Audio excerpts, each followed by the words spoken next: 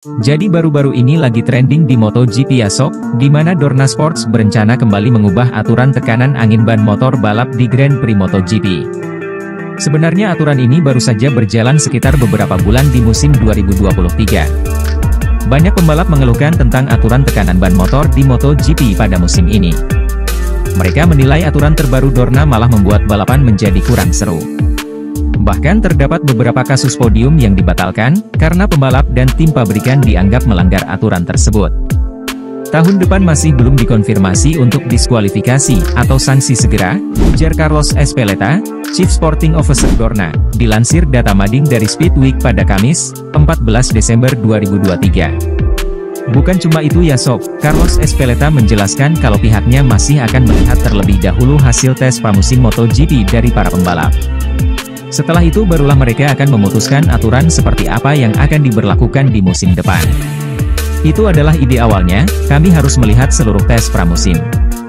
Kami harus berbicara dengan Michelin, yang membawa material baru dan ban baru spesial yang tidak sensitif dengan slipstream dan aerodinamika, ujar Carlos Ezpeleta. Perubahan aturan terbaru akan membawa dampak positif. Aturan tekanan ban sebenarnya adalah bagian dari balapan dan ada di banyak balapan.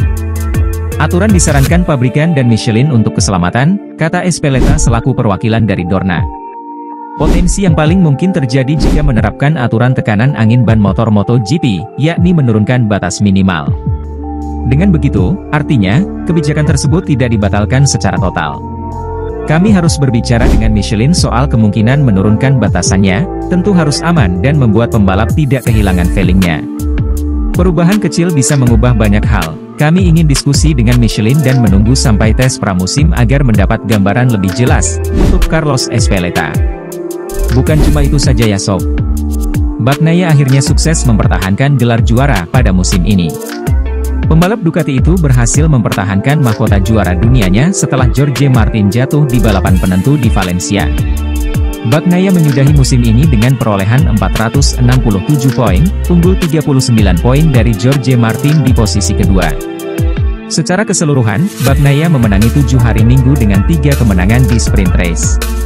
Sedangkan pembalap Pramac itu sangat tangguh di sprint race usai 9 kali juara, tapi hanya 4 kali naik podium tertinggi di balapan utama. Sukses ini menjadikan Pecco Bagnaia sebagai pembalap Ducati pertama yang berhasil mempertahankan titel juara dunia.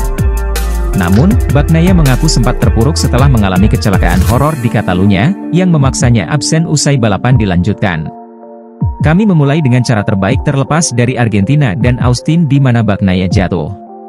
Namun, di paruh kedua musim, setelah Barcelona, Bagnaia mulai sedikit lebih kesulitan, hal itu diungkapkan Bagnaia kepada MotoGP.com yang dilansir dari Crash.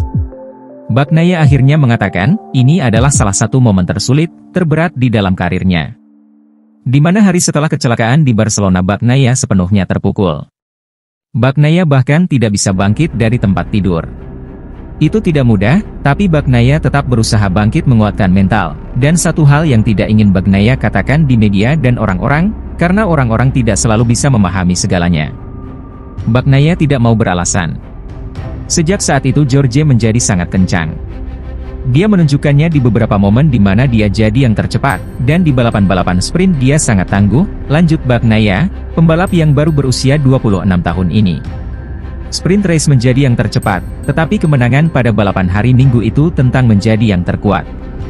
Kami juga menunjukkan bahwa kami adalah yang terkuat, kata Bagnaia baru-baru ini.